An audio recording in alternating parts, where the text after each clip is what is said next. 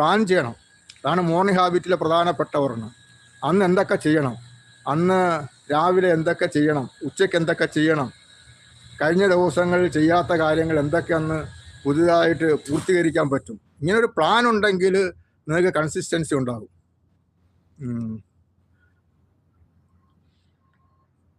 Self talk important ആണ്. സോണി ചോദിച്ചിരിക്കുന്നതാണ്. Hi Soni. Self talk വളരെ ഇമ്പോർട്ടൻ്റ് ആണ്. അത് നമ്മൾ പ്രാക്ടീസ് ചെയ്യുക.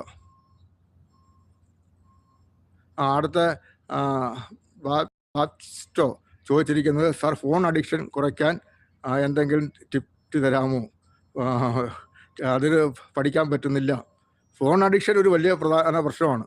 അത് ഫോൺ അഡിക്ഷൻ ഈ വിഷയം അല്ലെങ്കിൽ നിങ്ങൾ ചോദിച്ചുകൊണ്ട് ഞാൻ പറയാം.